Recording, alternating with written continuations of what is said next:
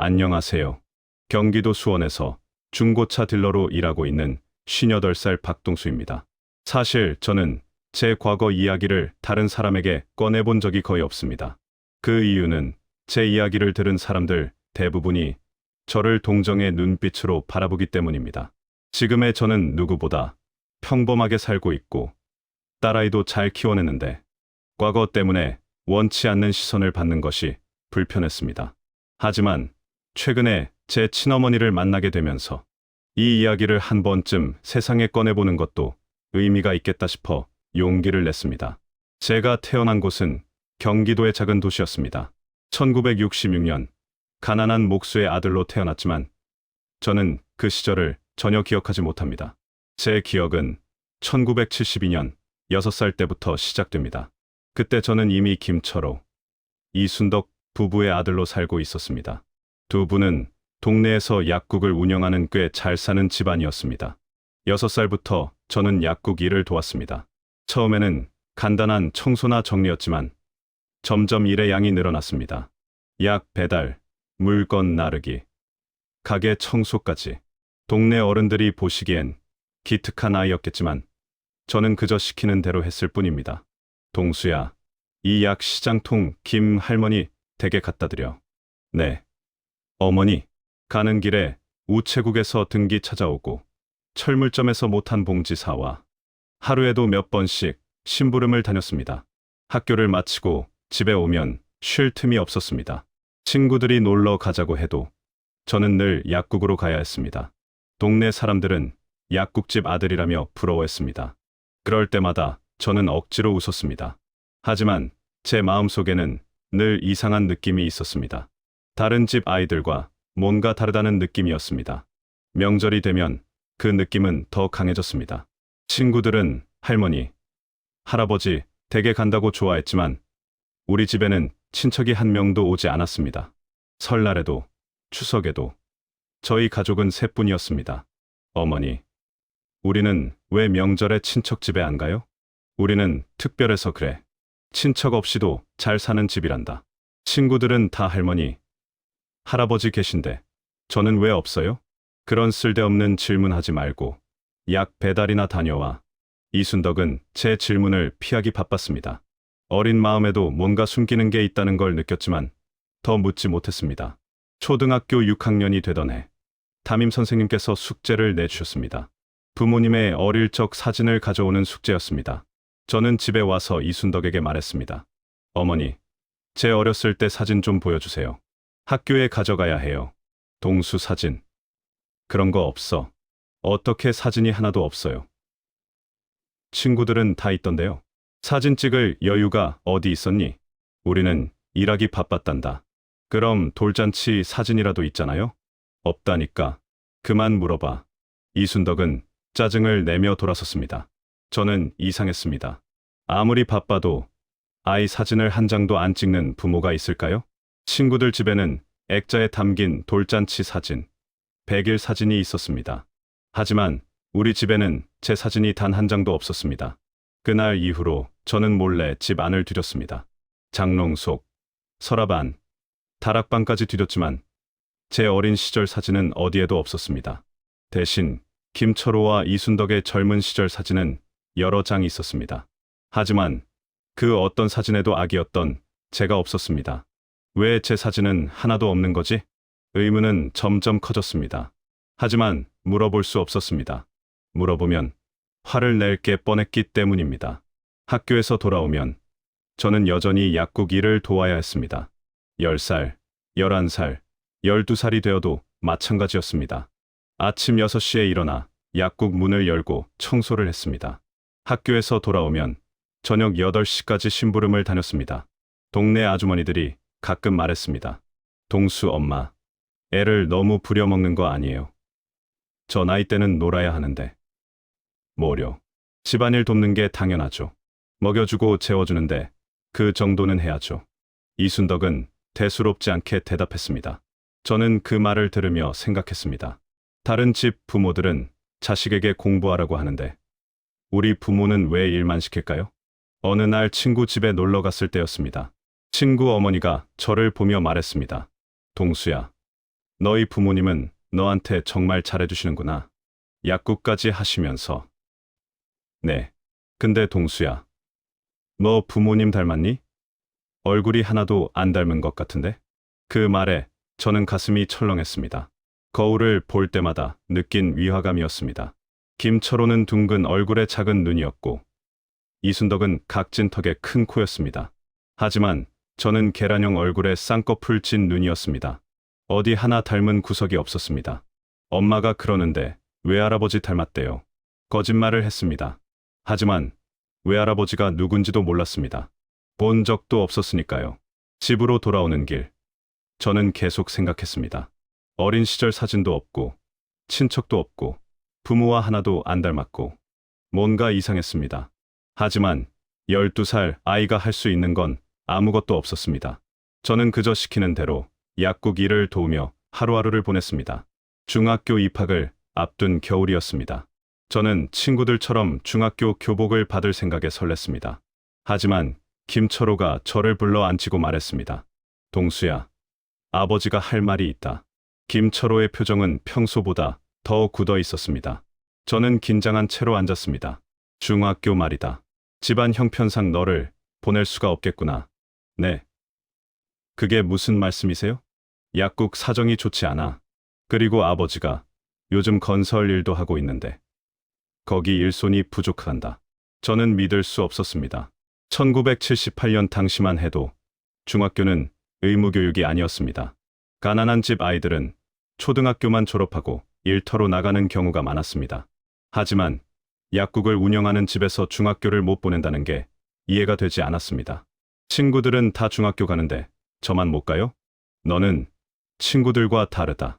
너는 우리 집안일을 도와야 해. 공부하고 싶어요. 중학교는 꼭 가고 싶어요. 쓸데없는 소리 하지 마라. 결정된 일이다. 김철호는 더 이상 대화할 생각이 없다는 듯 자리에서 일어났습니다. 저는 이순덕을 바라봤지만 이순덕도 고개를 돌렸습니다. 1978년 3월, 친구들이 중학교 교복을 입고 등교하는 모습을 보며 저는 건설 현장으로 향했습니다. 김철호가 운영하는 건설 현장은 집에서 버스로 30분 거리에 있었습니다. 12살 소년이 매일 아침 6시에 일어나 현장으로 가야 했습니다. 사장님, 이렇게 어린애를 현장에 데려오시면 어떡합니까?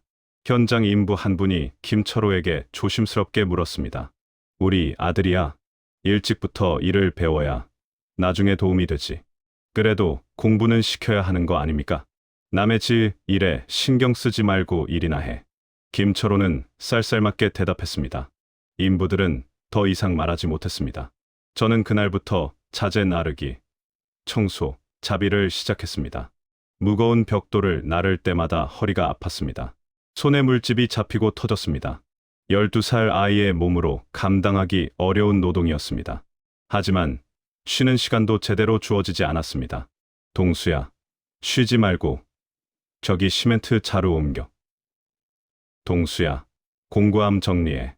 동수야, 점심 도시락 사와. 하루 종일 일만 했습니다. 저녁 7시가 되어서야 집으로 돌아올 수 있었습니다. 집에 오면 온몸이 쑤셨습니다. 친구들은 학교에서 공부하고 학원에 가는 동안 저는 건설 현장에서 땀을 흘렸습니다. 어느 날 현장에서 쉬는 시간에 인부 한 분이 저에게 말했습니다. 동수야, 너 정말 저 사람 친아들 맞니? 네, 맞는데요. 하나도 안 닮았는데. 그리고 친아들한테 저렇게까지 할까 싶어서. 그 말에 저는 대답하지 못했습니다. 저도 같은 생각을 하고 있었으니까요. 1980년 14살이 되던 해에 저는 몰래 검정고시 책을 샀습니다. 현장에서 받는 용돈을 모아서 중학교 과정 문제집을 샀습니다. 밤에 몰래 공부했습니다. 언젠가 검정고시를 봐서 중학교 졸업장이라도 받고 싶었습니다. 하지만 한 달도 안 돼서 김철호에게 들켰습니다. 김철호는 제 방으로 들어와 책을 모두 빼앗아갔습니다. 이게 뭐야? 공부하려고 산 거예요. 공부는 무슨 공부야? 너는 공부 머리가 없어. 그래도 검정고시라도 보고 싶어요. 필요 없어. 너는 몸으로 살아야 돼. 김철호는 그 자리에서 책을 모두 찢어버렸습니다. 5만 원이 넘는 돈을 들여 산 책들이었습니다. 저는 울면서 말했습니다. 왜 이러세요? 제가 공부하는 게 뭐가 잘못됐어요? 입 닥쳐. 내일부터 더 열심히 일해. 그날 밤 저는 이불을 뒤집어 쓰고 울었습니다. 왜 저만 이렇게 살아야 하는지 이해할 수 없었습니다. 세월이 흘러 1984년 18살이 되었습니다. 성인이 되면 자유로워질 거라고 생각했습니다. 더 이상 부모 말을 들을 필요가 없다고 생각했습니다. 저는 김철호와 이순덕 앞에 섰습니다. 아버지, 어머니, 저 이제 성인이 됐으니까 독립하고 싶습니다. 독립? 무슨 소리야? 저도 제 인생을 살고 싶어요. 친구들처럼 일도 배우고 싶고요. 김철호는 코웃음을 쳤습니다. 너 지금까지 우리가 얼마나 쓰고 키웠는지 아니? 그건 부모가 당연히 해야 할 일 아닌가요? 당연한 일. 웃기는 소리 하네. 우리가 너 키우는데 쓴 돈이 5천만 원이 넘어. 5천만 원이요? 1984년 기준 5천만 원은 엄청난 거금이었습니다. 작은 집 한 채를 살 수 있는 돈이었습니다. 그 돈 다 갚을 때까지 너는 이 집에서 일해야 돼. 제가 언제 그 돈을 다 갚을 수 있을까요? 글쎄, 내가 열심히 일하면 되겠지. 저는 말문이 막혔습니다. 이순덕도 옆에서 거들었습니다. 동수야, 우리가 너 없이 어떻게 살아? 착하게 여기서 일하면서 살자. 저도 제 인생이 있어요. 결혼도 하고 싶고 가정도 꾸리고 싶어요. 결혼은 우리가 시켜줄게. 시간 되면 좋은 신부감 구해줄 테니까 걱정하지 마. 저는 더 이상 할 말이 없었습니다. 18살이 되어도 저는 여전히 김철호와 이순덕의 소나기에서 벗어날 수 없었습니다. 그날 밤 저는 결심했습니다. 언젠가는 반드시 이곳을 벗어나겠다고. 하지만 어떻게 벗어날지 방법을 알 수 없었습니다. 저는 계속 건설 현장에서 일했습니다. 20살, 21살이 되어도 마찬가지였습니다. 1987년, 21살 때 현장에서 일하던 중 큰 부상을 입었습니다. 자재가 떨어지면서 왼쪽 어깨를 다쳤습니다. 병원에 가서 치료를 받았지만 김철호는 병가도 주지 않았습니다. 어깨 하나 다친 걸 가지고 뭘 그렇게 호들갑이야. 내일부터 나와서 일해. 아직 아파서 움직이기 힘든데요. 아프면 약 먹고 일해. 우리가 너 때문에 일손이 부족하잖아. 결국 저는 어깨가 다 낫기도 전에 현장으로 복귀했습니다. 그때 저는 확신했습니다. 김철호와 이순덕은 저를 아들이 아니라 노동력으로만 본다는 것을. 하지만 벗어날 방법이 없었습니다. 돈도 없었고 갈 곳도 없었습니다. 저는 그렇게 하루하루를 버텼습니다. 언젠가 기회가 오기를 기다리면서 1988년 봄 22살이 된 저에게 김철호와 이순덕이 갑자기 선을 보라고 했습니다. 사전에 아무런 상의도 없었습니다. 어느 날 갑자기 이순덕이 말했습니다. 동수야, 이번 주 일요일에 선 보러 가자. 선이요? 갑자기 무슨 선이에요? 너도 이제 나이가 됐잖아. 결혼할 때도 됐고 저는 아직 결혼 생각 없는데요. 생각 없어도 해야지. 우리가 좋은 처자 구해뒀어. 저는 거부했지만 소용없었습니다. 김철호는 결혼해서 가정 꾸리면 마음 잡고 더 열심히 일할 거다라고 말했습니다. 결국 저는 끌려가다시피 선을 봤습니다. 상대는 충청도 시골에서 올라온 20살 여성 김영희였습니다. 키가 작고 말수가 적었지만 순해 보였습니다. 선을 보는 자리에서 영희는 거의 말을 하지 않았고 영희의 부모가 대신 이야기했습니다. 우리 딸이 좀 약하긴 하지만 착합니다. 시집가서 고생 안 시키고 잘 보살펴 주십시오. 선을 본 지 한 달 만에 결혼이 결정됐습니다. 제 의견은 중요하지 않았습니다. 김철호와 이순덕이 모든 걸 정했습니다. 1988년 6월, 저는 영희와 결혼했습니다. 결혼 초기 영희는 저를 잘 따랐습니다. 조용하고 순종적인 성격이었습니다. 하지만 영희는 자주 아팠습니다. 두통을 호소하고 자주 누워 지냈습니다. 병원에 가보니 빈혈과 저혈압이 심했습니다. 영희야, 병원에서 약 타왔으니까 꼭 먹어. 고마워요, 동수씨. 영희는 약을 먹었지만 몸 상태는 나아지지 않았습니다. 결혼 3개월 만에 영희가 임신했습니다. 저는 기뻤지만 동시에 걱정됐습니다. 그렇게 몸이 약한 영희가 출산을 견딜 수 있을지 불안했습니다. 이순덕은 영희의 임신 소식을 듣고 좋아했습니다. 아이고, 우리 손주가 생기는구나. 잘 됐네. 어머니, 영희가 몸이 약해서 걱정이에요. 괜찮아. 애 낳으면 다 튼튼해져. 옛날 여자들은 밭에서 애 낳고 일했어. 이순덕은 영희를 제대로 돌보지 않았습니다. 오히려 임신한 영희에게 집안일을 시켰습니다. 저는 퇴근 후 집안일을 도와줬지만 한계가 있었습니다. 1988년 12월, 영희는 딸을 낳았습니다. 출산 과정이 순탄하지 않았습니다. 진통이 20시간 넘게 이어졌고, 결국 제왕절개로 아이를 낳았습니다. 3.2kg의 건강한 여자아이였습니다.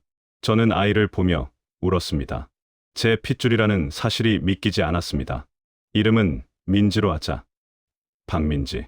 하지만 기쁨은 오래가지 않았습니다. 출산 후 영희의 상태가 급격히 나빠졌습니다.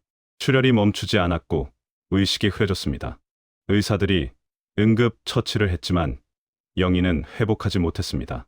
출산 이틀 후 영희는 제 손을 잡고 말했습니다. 동수 씨, 미안해요. 저 더 이상 못 버틸 것 같아요. 무슨 소리야. 괜찮아질 거야. 민지 잘 키워줘요. 제가 못 해준 사랑까지 해줘요. 영희야, 정신 차려. 우리 같이 민지 키워야지. 하지만 영희는 그날 밤 세상을 떠났습니다. 산후 합병증이었습니다. 결혼한 지 6개월, 딸을 낳은 지 이틀 만이었습니다. 저는 영희의 시신 앞에서 무너졌습니다. 22살 청년이 감당하기에는 너무 큰 슬픔이었습니다. 장례를 치르는 동안 김철호와 이순덕은 딸 민지에게만 관심을 보였습니다. 동수야, 내가 애를 어떻게 키워? 우리가 키울게. 제가 키울게요. 말도 안 돼. 너는 일하러 나가야 하는데 어떻게 갓난아기를 돌봐? 그래도 제 딸이에요. 우리가 키우면 너는 편하게 일만 하면 돼. 우리 말 들어. 김철호와 이순덕은 민지를 빼앗으려 했습니다. 저는 완강히 거부했습니다. 민지만큼은 제가 키우고 싶었습니다. 민지마저 빼앗기면 제겐 아무것도 남지 않을 것 같았습니다. 하지만 일하러 나가야 하는 저로서는 민지를 돌보기 어려웠습니다. 결국 낮 시간에는 이순덕이 민지를 봐주고 저녁에는 제가 돌보기로 했습니다. 몇 달이 지나면서 저는 깨달았습니다. 이순덕이 민지를 자기 아이처럼 키우려 한다는 것을. 민지에게 젖병을 물리면서 이순덕은 말했습니다. 우리 손녀, 할머니가 잘 키워줄게. 너는 할머니랑 계속 살아야 해. 그 말을 듣고 저는 섬뜩했습니다. 민지를 저처럼 만들려는 것이었습니다. 민지를 평생 곁에 두고 부려먹으려는 계획이었습니다. 1990년, 민지가 돌이 지났을 무렵 이순덕이 말했습니다. 동수야, 민지 호적을 우리 호적에 올리자. 무슨 소리예요? 제 딸인데 왜요? 나중에 상속 문제도 있고. 민지가 우리 손녀니까 우리가 법적으로도 보호자가 되는 게 좋아. 절대 안 됩니다. 너 혼자 키우기 힘들잖아. 우리가 도와주는데 이 정도는 해줘야지. 저는 단호하게 거절했습니다. 하지만 김철호와 이순덕의 압박은 계속됐습니다. 저는 두려웠습니다. 이대로 가면 민지마저 빼앗길 것 같았습니다. 그때 저는 결심했습니다. 민지를 데리고 이곳을 떠나야겠다고. 언제까지 김철호와 이순덕의 손아귀에서 살 수는 없었습니다. 민지만큼은 자유롭게 키우고 싶었습니다. 1991년 봄, 저는 몰래 돈을 모으기 시작했습니다. 건설 현장에서 받는 일당 중 조금씩 숨겨뒀습니다. 밥값을 아끼고 담배도 끊었습니다. 6개월 동안 모은 돈이 80만 원이었습니다. 많지 않았지만 새 출발을 하기에는 충분하다고 생각했습니다. 저는 탈출 계획을 세웠습니다. 1991년 9월 어느 금요일 밤, 저는 민지를 안고 집을 나왔습니다. 김철호와 이순덕이 잠든 새벽 4시였습니다. 생후 8개월 된 민지는 제 품에서 잠들어 있었습니다. 가방 하나에 옷가지와 분유, 기저귀를 챙겼습니다. 주머니에는 80만 원이 들어 있었습니다. 새벽 첫 차 버스를 타고 서울로 향했습니다. 목적지는 구로구였습니다. 건설 현장에서 알게 된 인부 한 분이 구로구에 쪽방촌이 있다고 알려줬습니다. 보증금 없이 월세만 내면 되는 곳이었습니다. 서울역에 도착했을 때 민지가 깼습니다. 배가 고팠는지 울기 시작했습니다. 역 화장실에서 분유를 타서 먹였습니다. 민지는 젖병을 물고 제 얼굴을 올려다봤습니다. 그 눈빛을 보며 다짐했습니다. 이 아이만큼은 제대로 키우겠다고. 구로구 쪽방촌에 도착했습니다. 2평 남짓한 방이었습니다. 월세는 8만 원이었습니다. 화장실과 부엌은 공동으로 사용했습니다. 좁고 낡았지만 저희만의 공간이었습니다. 처음으로 자유를 느꼈습니다. 하지만 문제는 생겼습니다. 민지를 돌보면서 일을 해야 했습니다. 쪽방촌 옆방 아주머니가 도움을 주었습니다. 낮에 제가 애 봐드릴게요. 대신 저녁에는 당신이 돌보고요. 정말 감사합니다. 꼭 보답하겠습니다. 아주머니 덕분에 저는 일자리를 구할 수 있었습니다. 구로동 중고차 시장에서 새 차 일을 시작했습니다. 하루 2만 원을 받았습니다. 한 달에 60만 원 정도였습니다. 월세와 생활비를 내면 남는 게 거의 없었지만 버틸만 했습니다. 1991년 11월 김철호에게서 전화가 왔습니다. 쪽방촌 공중전화로 걸려온 전화였습니다. 동수야, 당장 집으로 돌아와. 싫습니다. 저는 이제 돌아가지 않을 겁니다. 내가 감히 부모를 버리고 도망가? 당장 손녀라도 데려와. 민지는 제 딸입니다. 절대 보내지 않을 겁니다. 너 지금까지 우리가 쓴 돈 생각 안 하니? 경찰에 신고하겠어. 신고하세요. 저도 할 말이 있습니다. 저는 전화를 끊었습니다. 손이 떨렸지만 후회하지 않았습니다. 김철호는 몇 번 더 전화했지만 저는 받지 않았습니다. 중고차 시장에서 일하며 저는 차를 배웠습니다. 새 차만 하던 제가 점점 차에 대해 알게 됐습니다. 사장님이 저를 눈여겨봤습니다. 동수 씨, 차에 관심 있어요? 네. 배우고 싶습니다. 그럼 내가 가르쳐 줄게. 중고차 딜러 해볼 생각 없어요? 1992년부터 저는 중고차 매매를 배우기 시작했습니다. 차량 점검 방법, 가격 책정, 고객 응대까지 배웠습니다. 25살 청년이 새로운 일을 배우는 건 쉽지 않았지만 열심히 했습니다. 1995년 29살이 되던 해에 저는 독립했습니다. 작은 중고차 매매상을 차렸습니다. 자본금은 500만 원이었습니다. 4년간 모은 돈 전부였습니다. 처음에는 한 달에 한두 대 팔기도 어려웠습니다. 하지만 포기하지 않았습니다. 성실하게 일했고 손님들이 하나둘 늘었습니다. 민지는 건강하게 자랐습니다. 1995년 민지가 7살이 되어 초등학교에 입학했습니다. 입학식 날 민지의 손을 잡고 학교에 갔습니다. 제가 다니지 못한 중학교 대신 민지는 모든 교육을 받게 하고 싶었습니다. 아빠, 학교 재미있어요. 그래, 민지야. 공부 열심히 해. 아빠도 학교 다녔어요? 아빠는 초등학교만 다녔어. 그래서 민지는 꼭 대학까지 가야 해. 민지는 고개를 끄덕였습니다. 저는 민지가 제가 못 이룬 꿈을 이루길 바랐습니다. 1996년 여름, 김철호가 갑자기 찾아왔습니다. 매매상으로 찾아온 김철호는 7년 만에 본 모습이었습니다. 머리가 희끗희끗해졌고 허리가 굽었습니다. 동수야, 잘 지내고 있구나. 무슨 일로 오셨습니까? 아버지가 아들 보러 왔는데 그렇게 차갑게 굴어야겠니? 저는 더 이상 아들이 아닙니다. 돌아가세요. 동수야, 우리도 나이가 들었어. 이제 화해하고 지내자. 화해요. 제가 왜 화해를 해야 합니까? 김철호는 표정이 굳었습니다. 너 지금 잘 나가는 것 같은데 우리가 키운 은혜는 생각 안 하니? 은혜요? 저를 12살부터 건설 현장에 끌고 가신 분이 은혜를 말씀하십니까? 그래도 우리가 너 키웠잖아. 그 이야기는 이제 그만하시죠. 김철호는 화가 난 듯 돌아갔습니다. 하지만 그 후로도 계속 찾아왔습니다. 1997년, 1998년 매년 찾아와서 돈을 요구했습니다. 동수야, 우리 형편이 어려워졌어. 조금만 도와줘. 제가 왜 도와드려야 합니까? 우리가 너 키웠잖아. 효도 좀 해라. 효도는 사랑받은 자식이 하는 겁니다. 김철호와 이순덕은 포기하지 않았습니다. 매매상 앞에서 소란을 피우고 손님들에게 저 사람은 부모를 버린 불효자라고 말하고 다녔습니다. 장사에 방해가 됐습니다. 2000년, 저는 더 이상 참을 수 없었습니다. 김철호를 따로 만나 말했습니다. 얼마를 원하시는 겁니까? 제가 돈을 드릴 테니 더 이상 찾아오지 마세요. 그래, 내가 그렇게 나온다면 계산을 해보자.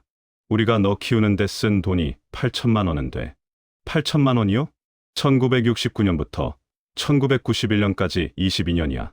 1년에 300만 원씩만 쳐도 그 정도야. 저는 계산이 맞지 않다는 걸 알았습니다. 하지만 이 관계를 끊고 싶었습니다. 알겠습니다. 드리겠습니다. 한 번에 분할로 드리겠습니다. 1년에 500만 원씩 드릴 테니 영수증을 써주세요. 김철호는 당황했지만 받아들였습니다. 저는 2000년부터 2005년까지 매년 500만 원씩 총 3천만 원을 지불했습니다. 그리고 2005년 마지막 지불할 때 각서를 받았습니다. 더 이상 저에게 어떤 요구도 하지 않겠다는 각서였습니다. 이제 끝입니다. 다시는 저를 찾지 마세요. 김철호와 이순덕은 돈을 받고 돌아갔습니다. 저는 비로소 자유로워졌습니다.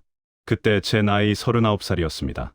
민지는 고등학교 2학년이었고 제 사업도 안정됐습니다. 이제 평범하게 살 수 있을 거라 생각했습니다. 하지만 또 다른 이야기가 시작되고 있었습니다. 제가 김철호, 이순덕과 완전히 인연을 끊은 2005년, 저와는 전혀 다른 곳에서 한 여인이 저를 찾기 시작했습니다. 바로 제 친어머니 최경자였습니다. 하지만 저는 그 사실을 전혀 몰랐습니다. 최경자는 1946년생으로 2005년 당시 59살이었습니다. 평생 작은 식당을 운영하며 생계를 이어왔습니다. 1970년 남편 서만석을 잃은 후 혼자 살아왔습니다. 재혼하지 않았습니다. 아들을 찾아야 한다는 마음 때문이었습니다. 1969년 아들을 보낸 후 최경자는 단 하루도 아들 생각을 하지 않은 날이 없었습니다. 하지만 생계를 유지하기도 빠듯했습니다. 아침 일찍부터 밤늦게까지 식당을 운영하며 하루하루를 버텼습니다. 아들을 찾고 싶었지만 방법을 몰랐습니다. 1970년대, 1980년대, 1990년대를 거치며 최경자는 틈틈이 아들을 찾았습니다. 옛날 동네를 찾아가 보기도 했습니다. 하지만 김철호와 이순덕은 이미 이사를 간 후였습니다. 중개인도 연락이 끊겼습니다. 단서가 전혀 없었습니다. 2004년 최경자가 재혼한 남편이 세상을 떠났습니다. 최경자는 1975년에 재혼했지만 새 남편에게도 아들 이야기를 숨기지 않았습니다. 남편은 이해해줬고 함께 아들을 찾자고 했습니다. 하지만 30년이 넘도록 아들을 찾지 못했습니다. 임종 직전 남편이 말했습니다. 여보, 미안하오. 내가 당신 아들 찾아주지 못했소. 당신 잘못이 아니에요. 제가 너무 가난해서 아들을 보낸 게 잘못이죠. 내가 먼저 가니 당신이라도 꼭 아들을 찾으시오. 그게 내 유언이오.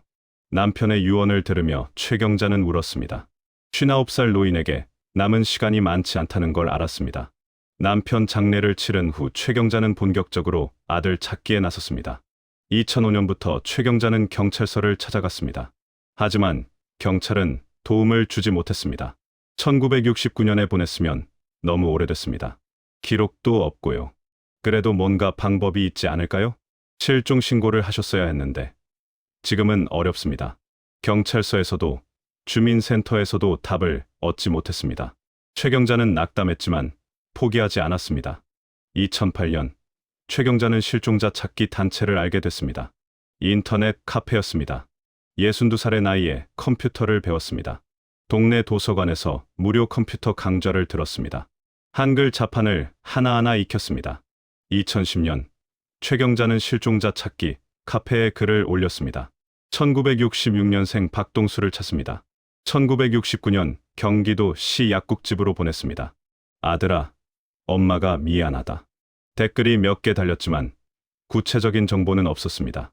최경자는 매일 카페에 접속해서 혹시나 하는 마음으로 확인했습니다. 2012년 최경자는 식당을 정리했습니다. 66살의 나이에 더 이상 식당 일을 하기 어려웠습니다. 식당을 정리하고 받은 돈 2천만 원을 아들 찾기에 쓰기로 했습니다. 탐정 사무소를 찾아갔습니다. 탐정은 사진과 정보를 보며 고개를 저었습니다. 어머님, 1969년 일이면 45년 전입니다. 찾기 거의 불가능합니다. 그래도 시도라도 해주세요. 돈은 드릴게요. 최선을 다해보겠습니다. 탐정은 3개월간 조사했지만 실마리를 찾지 못했습니다. 500만 원을 쓰고도 아무런 성과가 없었습니다. 최경자는 실망했지만 포기하지 않았습니다. 2015년 최경자는 유튜브를 알게 됐습니다. 69살의 나이에 스마트폰을 배웠습니다. 손자에게 부탁해서 유튜브 채널을 만들었습니다. 채널 이름은 아들을 찾습니다였습니다. 첫 영상을 올렸습니다. 떨리는 목소리로 카메라 앞에 섰습니다. 안녕하세요. 저는 1966년생 아들을 찾고 있는 어머니입니다. 1969년 가난 때문에 아들을 좋은 집에 보냈습니다. 경기도 시 약국을 하던 집이었습니다. 아들 이름은 박동수입니다. 혹시 이 영상을 보시는 분 중에 단서라도 아시는 분은 연락 부탁드립니다. 영상 조회수는 100도 되지 않았습니다. 하지만 최경자는 포기하지 않고 매달 영상을 올렸습니다. 2016년, 2017년, 2018년 매달 같은 내용의 영상을 올렸습니다. 2019년 최경자는 복원 사진을 만들었습니다. 3살 때 찍은 유일한 사진을 바탕으로 성인이 된 모습을 복원했습니다. 복원 비용 200만 원을 들여 만든 사진이었습니다. 복원된 사진을 유튜브에 올렸습니다. 조회수가 조금 늘었습니다. 1000회, 2000회를 넘었습니다. 댓글도 달렸습니다. 할머니, 꼭 아들 찾으시길 바랍니다. 저도 실종 가족을 찾고 있어요. 힘내세요. 위로의 댓글이었지만 구체적인 단서는 없었습니다. 2020년 코로나19가 퍼지면서 최경자의 활동도 제한됐습니다. 74살의 고령에 건강도 좋지 않았습니다. 하지만 유튜브 영상만큼은 계속 올렸습니다. 2022년 최경자는 전단지를 만들었습니다.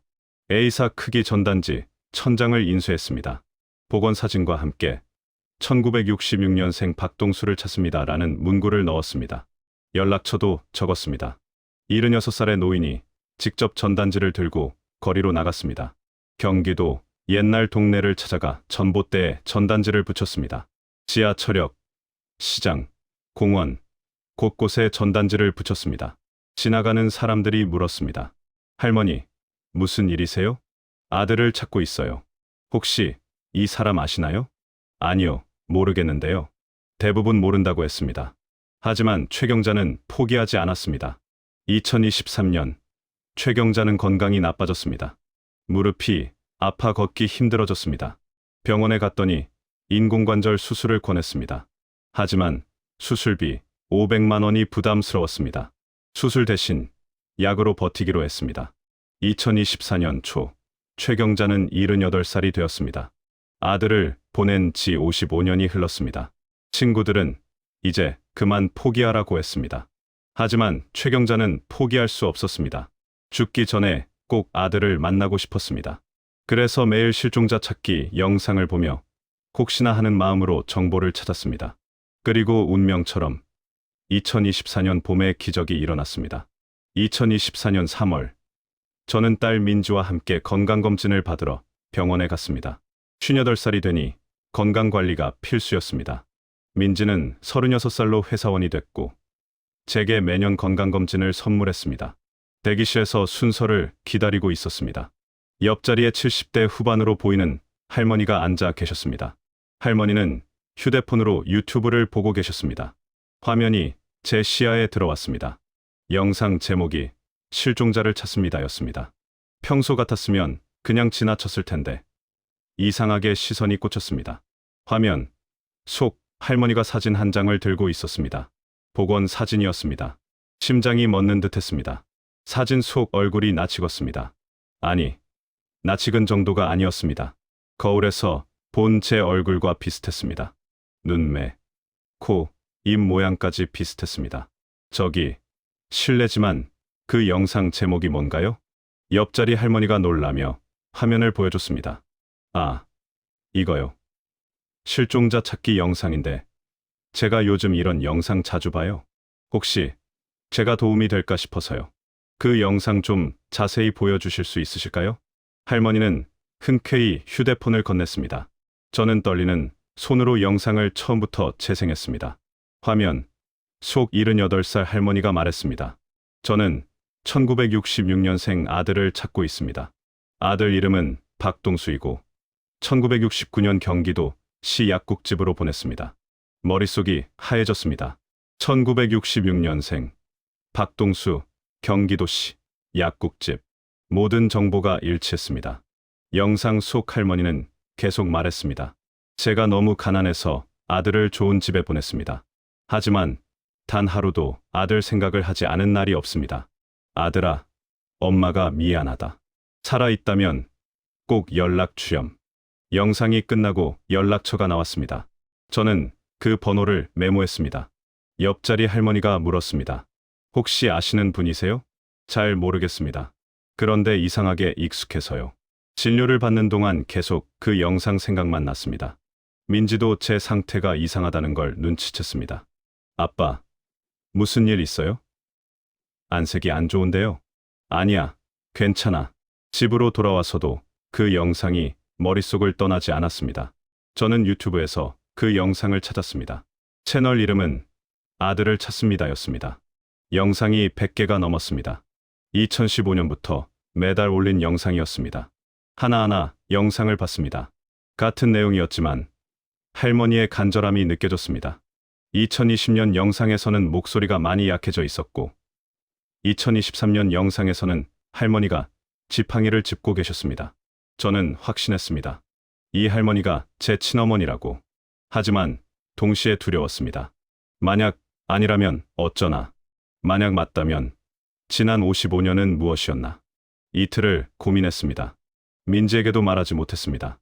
3월 15일 저는 용기를 내서 전화를 걸었습니다. 손이 떨렸습니다. 신호음이 3번 울리고 전화가 연결됐습니다.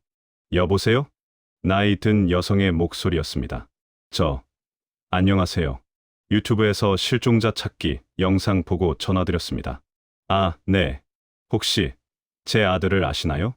잘 모르겠지만 저도 비슷한 상황이어서요. 혹시 만나 뵐 수 있을까요? 전화 너머로 한참 침묵이 흘렀습니다. 최경자가 조심스럽게 물었습니다. 혹시 성함이 어떻게 되세요? 박동수입니다. 전화 너머로 숨소리가 거칠어졌습니다. 출생 연도가 어떻게 되세요? 1966년입니다. 어디서 자라셨나요? 경기도 시에서 자랐습니다. 약국집 아들로 자랐습니다. 전화 너머로 흐느끼는 소리가 들렸습니다. 저도 눈물이 났습니다. 내일 만날 수 있을까요? 제가 어머니 계신 곳으로 찾아가겠습니다. 그러세요. 주소 알려드릴게요. 다음 날, 저는 최경자가 사는 곳으로 갔습니다. 인천 한 주택가였습니다. 작은 다세대 주택 2층이었습니다. 초인종을 눌렀습니다. 문이 열렸습니다. 78살 할머니가 서 계셨습니다. 유튜브에서 본 바로 그 할머니였습니다. 최경자는 저를 보자마자 입을 막았습니다. 동수야, 어머니. 두 사람은 그 자리에서 서로를 끌어안고 울었습니다. 55년 만의 재해였습니다. 최경자는 제 얼굴을 손으로 쓰다듬으며 울었습니다. 정말 내 아들이 맞구나. 내 아버지 얼굴이 그대로 있네. 어머니, 저 정말 어머니 아들이 맞나요? 그럼 넌 내 아들이야. 내가 낳은 아들이야. 집 안으로 들어갔습니다. 작은 방이었지만 깨끗했습니다. 벽에는 제 복원 사진이 붙어 있었습니다. 책상 위에는 제가 3살 때 찍은 사진이 액자에 담겨 있었습니다. 이 사진, 제가 처음 보는 사진이에요. 그래, 내가 3살 때 찍은 거야. 내가 가진 유일한 내 사진이야. 최경자는 서랍에서 낡은 봉투를 꺼냈습니다. 봉투 안에는 각종 서류가 들어 있었습니다. 1966년 출생 증명서, 1969년 입양 관련 문서들이었습니다. 이게 다 증거야. 넌 분명 내 아들이야. 서류를 보며 저는 확신했습니다. 제가 최경자의 아들이 맞다는 것을. 하지만 동시에 궁금했습니다. 왜 저를 보냈는지, 어떻게 된 일인지 최경자에게 물었습니다. 어머니, 제가 어떻게 된 건지 말씀해 주세요. 왜 저를 보내셨는지 알고 싶어요. 최경자는 고개를 숙였습니다. 그리고 55년 전 이야기를 시작했습니다. 최경자는 깊은 한숨을 쉬며 이야기를 시작했습니다. 1966년, 너를 낳았을 때 우리는 정말 가난했어. 내 아버지, 서만석은 목수였는데 일이 많지 않았어. 단칸 방에서 셋이 살았지. 그래도 행복했어. 내가 있어서. 최경자의 눈에 눈물이 고였습니다. 1969년 5월, 내 아버지가 건설 현장에서 사고를 당했어. 높은 곳에서 떨어져서 허리를 크게 다쳤어. 병원에서는 척추 손상이라며 평생 걷지 못할 수도 있다고 했어. 그때 치료비가 얼마나 들었어요? 300만 원이 넘었어. 1969년에 300만 원이면 엄청난 돈이었지. 우리는 그 돈이 없었어. 집도 없고 빚만 있었어. 최경자는 손수건으로 눈물을 닦았습니다. 병원비를 낼 수 없어서 내 아버지는 제대로 치료를 받지 못했어. 매일 아파하는 내 아버지를 보면서 나는 미칠 것 같았어. 그때 동네 아는 사람이 나를 찾아왔어. 중개인이었나요? 그래. 40대 남자였어. 좋은 집에 아이를 입양 보내주겠다고 했어. 약국을 운영하는 부유한 부부인데 자식이 없어서 간절히 아이를 원한다고 했어. 최경자는 떨리는 목소리로 계속 말했습니다. 처음엔 거절했어. 아무리 가난해도 아들을 어떻게 보내냐고. 하지만 중개인은 계속 찾아왔어. 내 아버지 치료비도 도와주겠다고. 너를 의사로 키워주겠다고 했어. 그래서 보내신 거예요? 네, 아버지와 상의했어. 둘 다 밤새 울었어. 하지만 선택지가 없었어. 우리가 키우면 너도 굶어야 했고 내 아버지도 죽을 수밖에 없었어. 최경자는 얼굴을 감쌌습니다. 1969년 8월 15일 중개인이 우리 집으로 왔어. 돈 50만 원을 줬어. 당시로는 큰 돈이었어. 나는 그 돈으로 내 아버지를 살릴 수 있다고 생각했어. 50만 원이요. 빔처로는 300만 원을 줬다고 했는데요. 뭐라고? 300만 원? 최경자는 놀란 표정을 지었습니다. 그 중개인이 우리한테는 50만 원만 주고 나머지는 다 챙긴 거구나.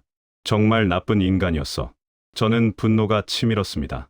중개인이 250만 원을 가로챈 것이었습니다. 너를 보내는 날, 나는 내 손을 놓을 수가 없었어. 중개인이 너를 안아가려고 하는데 나는 계속 붙잡고 있었어. 내 아버지도 울면서 너를 만졌어. 그때 제 나이가 3살이었죠. 그래, 넌 엄마라고 부르며 울었어. 나는 그 울음소리를 평생 잊을 수가 없어. 최경자는 흐느끼기 시작했습니다. 저도 눈물이 났습니다. 중개인이 너를 데리고 가는 모습을 보는데 갑자기 후회가 밀려왔어. 내 아버지도 같은 마음이었어. 우리는 너를 다시 데려오기로 했어.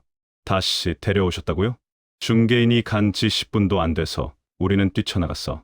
중개인이 간 방향으로 달렸어. 하지만 최경자의 목소리가 떨렸습니다. 큰 길을 건너는데 트럭이 우리를 쳤어. 내 아버지는 그 자리에서 돌아가셨고 나는 혼수 상태에 빠졌어. 그런 일이 한 달 후 깨어났을 때 모든 게 끝나 있었어.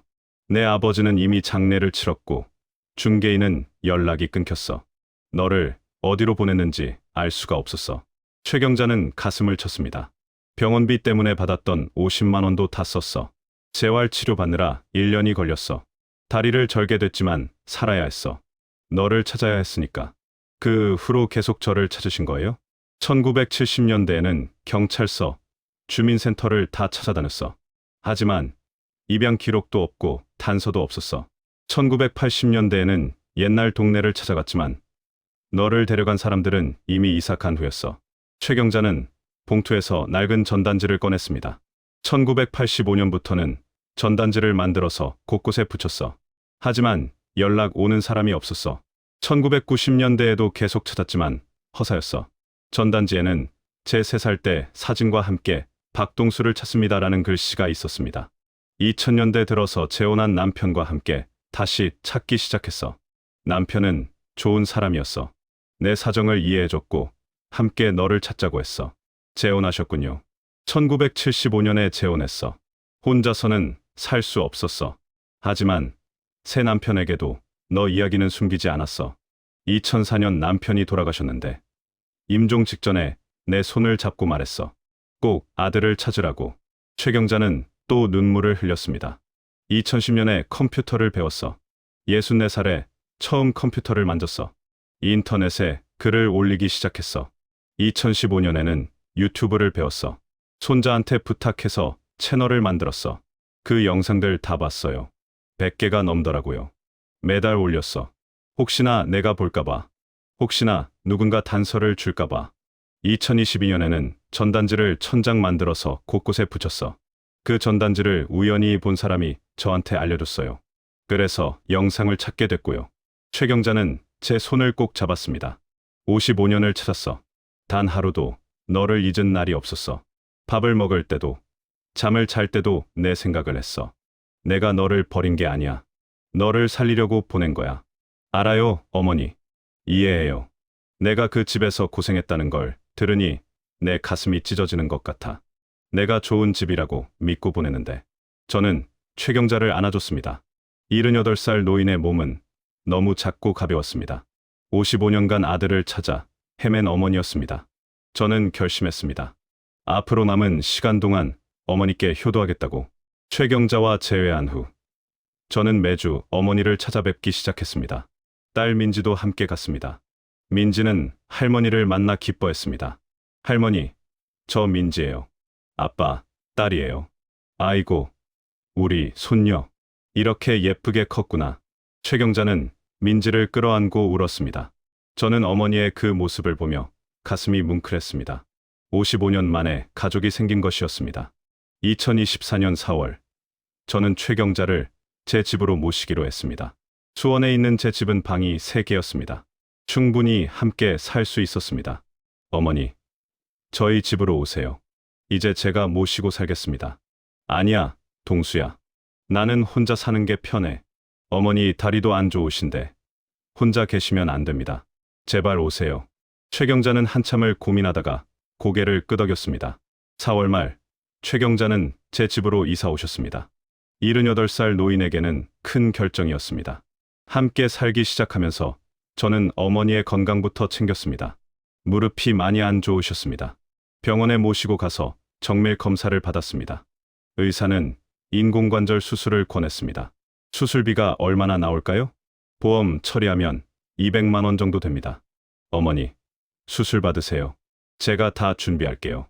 동수야, 괜찮아. 이 나이에 무슨 수술이야.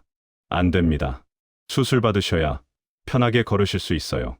5월, 최경자는 인공관절 수술을 받았습니다. 수술은 성공적이었습니다. 재활치료를 받으며 최경자는 조금씩 회복했습니다. 6월에는 지팡이 없이도 걸을 수 있게 됐습니다. 동수야, 고맙다. 55년 만에 제대로 걸을 수 있게 됐어. 당연한 일입니다, 어머니. 함께 살면서 저는 어머니에 대해 많은 것을 알게 됐습니다. 평생 식당을 운영하며 고생하신 이야기. 재혼한 남편과 함께 저를 찾으려 애쓴 이야기. 혼자 남아 유튜브를 배우며 영상을 올린 이야기. 모든 이야기가 가슴을 뭉클하게 만들었습니다. 그러던 어느 날 예상치 못한 방문객이 찾아왔습니다. 2024년 7월 김철호와 이순덕이었습니다. 85살과 82살이 된 두 노인은 많이 늙어 있었습니다. 김철호는 지팡이를 짚고 있었고 이순덕은 허리가 많이 굽어 있었습니다. 동수야, 우리 좀 만나자. 전화를 받고 저는 고민했습니다. 만나야 하나, 거절해야 하나. 최경자에게 물었습니다. 어머니, 저를 키운 사람들이 만나자고 하는데 어떻게 할까요? 만나봐라. 그 사람들도 늙었을 텐데. 저는 김철호와 이순덕을 집 근처 카페로 불렀습니다. 두 노인은 저를 보자마자 눈물을 흘렸습니다. 동수야, 우리가 잘못했다. 무슨 말씀이세요? 너를 너무 힘들게 했어. 미안하다. 김철호의 사과는 진심으로 보였습니다. 하지만 저는 쉽게 용서할 수 없었습니다. 지금 와서 사과하시는 건가요? 제가 12살 때부터 건설 현장에 끌고 가셨잖아요. 그때는 우리도 돈이 필요했어. 잘못했다는 걸 안다. 이순덕도 손을 모았습니다. 동수야, 우리 이제 아프고 외로워. 너라도 가끔 보고 싶구나. 저는 이미 친어머니를 찾았습니다. 친어머니와 함께 살고 있고요. 두 노인은 놀란 표정을 지었습니다. 친어머니를 찾았다고? 네. 55년 만에 만났습니다. 어머니는 저를 평생 찾으셨어요. 김철호는 고개를 숙였습니다. 우리가 너를 데려올 때 내 친어머니가 얼마나 울었는지 알아. 하지만 우리는 자식이 필요했어. 자식이요? 저를 자식으로 본 적이나 있으세요? 미안하다. 정말 미안하다. 김철호와 이순덕은 계속 사과했습니다. 저는 마음이 복잡했습니다. 분명 두 사람은 저에게 잘못했습니다. 하지만 동시에 22년간 밥을 먹여주고 재워준 것도 사실이었습니다. 집으로 돌아와 최경자에게 말했습니다. 어머니, 저를 키운 사람들이 사과하러 왔어요. 그래? 어떻게 했니? 잘 모르겠어요. 용서해야 할지, 말아야 할지. 최경자는 제 손을 잡았습니다. 동수야, 그 사람들도 너를 키운 건 사실이야. 비록 사랑으로 키우진 않았어도 밥은 먹여줬잖아. 하지만 저를 너무 힘들게 했어요. 알아. 하지만 미워하며 사는 것보다 용서하고 사는 게 내 마음도 편할 거야. 최경자의 말을 듣고 저는 생각했습니다. 완전히 용서할 수는 없지만 최소한의 인연은 유지할 수 있을 것 같았습니다. 며칠 후, 저는 김철호에게 전화했습니다. 1년에 한 번, 명절에만 식사 같이 하시죠. 그 이상은 기대하지 마세요. 그것만으로도 고맙다, 동수야. 2024년 추석, 저희 집에서 김철호와 이순덕을 초대했습니다. 최경자도 함께 자리했습니다. 처음에는 어색했지만 식사는 조용히 진행됐습니다. 식사 후 김철호가 최경자에게 말했습니다. 어머니, 제가 동수를 잘못 키웠습니다. 용서해 주세요. 최경자는 김철호를 바라봤습니다. 이미 지나간 일입니다. 이제라도 뉘우치시니 다행입니다. 그날 이후 저는 1년에 한 번씩 김철호와 이순덕을 만났습니다. 완전한 용서는 아니었지만 최소한의 예의는 지켰습니다. 2024년 겨울, 저는 최경자와 함께 아버지 서만석의 묘소를 찾았습니다. 55년 만에 아버지 묘 앞에 섰습니다. 아버지, 아들 동수입니다. 늦게 찾아뵙게 돼서 죄송합니다. 최경자는 묘 앞에서 울었습니다. 여보, 우리 아들 찾았어. 55년 만에 찾았어. 저도 눈물이 났습니다. 한 번도 만나지 못한 아버지였지만 가슴이 아팠습니다. 이제 저는 58살입니다. 늦었지만 친어머니를 찾았고 진짜 가족이 생겼습니다. 민지도 할머니와 함께 지내며 행복해합니다.